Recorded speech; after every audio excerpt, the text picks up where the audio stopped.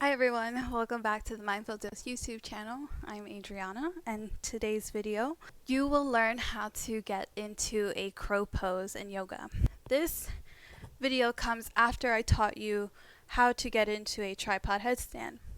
Crow pose is basically like that, except your head is not on the ground. This pose requires that your legs are warmed up, especially your quads, your hip flexors, which is this front part right here of your legs, and also, as I mentioned, your wrist. I'll show you how you can stretch out your wrist to prepare for any inversion that you balance on your hands for.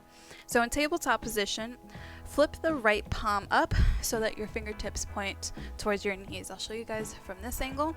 So this is a normal tabletop position. I'm flipping the palm up, flipping the hand over so the palm is up. Now, just check in with your elbow. Try to straighten that arm and not dump into the left arm. So keep the balance between the hands here. You're already stretching the forearm and the wrist here. Option is to gently and mindfully lean from side to side, maybe drawing a circle, and then making sure you reverse the direction. Flip this right palm back down. Flip the left palm up. Straighten that left arm.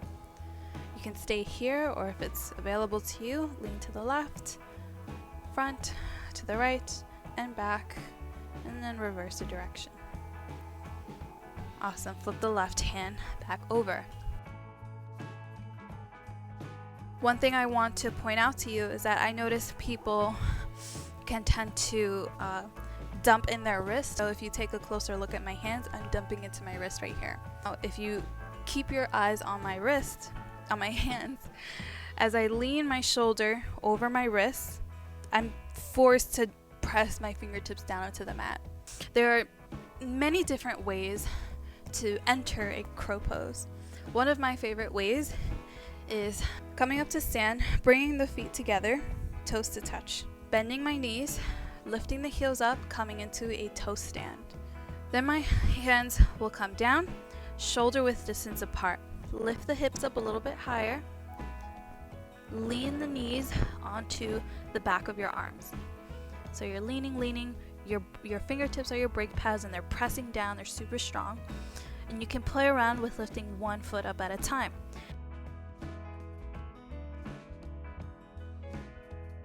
This is actually a great segue to the very beginner version of this pose, which is not to say that it's any easier. It's just, it's more accessible. So your knees will come to the outside of the arms. Hips have to be up. So when your knees are on the outsides of the arms, you gotta squeeze, and then just play around with lifting the feet and then coming back. Lean, lift the feet, lower the feet. All right, so that is the very first variation of crow pose that you can work on. Instead of knees wrapped around your arms, try to bring the knees to your armpits. So on the very back instead of on the sides, right here at the top. To do that, I like to stand up taller, coming onto my tiptoes, and then placing the knees before I lean. You can lift one foot up at a time. You can play around with 2 feet, but sometimes I do 1 foot and lift the other foot, and now I'm in crow pose. Here are a few other tips to remember as you practice crow pose. The first one is your gaze. It's important that you look ahead of your hands. If you look straight down at your hands, it's going to be really hard for you to control your body as it moves forward.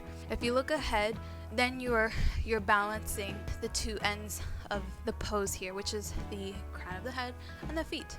All right, so I'll show you guys from the side so you can see what I'm talking about.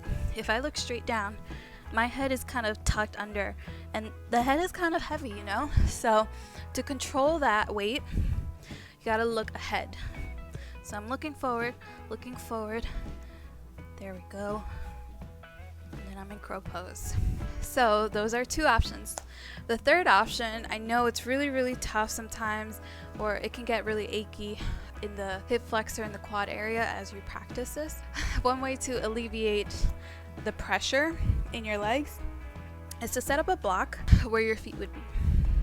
This will lift up the hips a little bit higher for you, which would make getting into the pose that much easier. The block has to be long ways, right? So toes will come onto the block.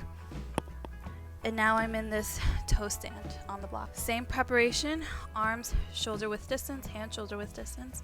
Lift the hips up. You may not have to do it as much. You can play around with just lifting your feet here.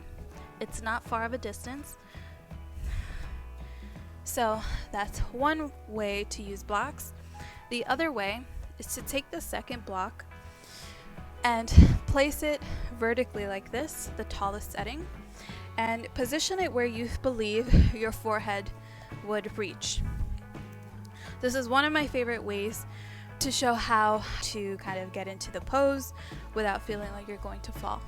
Okay, so you'll still come onto the tiptoes on this back block, and just a word of advice, this block may have to come out further than you think. You would know once you get up. So you'll lift the hips up, hands are shoulder width distance, knees on the arms or around, and then you'll lean, maybe leave your head on the block, and then lift your feet. All right, and then play around with lifting the head, you know, have fun with it. So guys, that was crow pose. It's easy once you get the hang of the mechanics. It's definitely a lot on the wrist, so let's shake out our wrists, shake them out, do the drying the nails, bird that can't fly, T-Rex running. All right, guys, that was crow pose. I hope you enjoyed it. Feel free to like and subscribe to my channel. Let me know how this went for you in the comments. I'd really like to know if there was anything I missed, something that you needed more instruction on. There will definitely be more videos in this series. Thank you so much.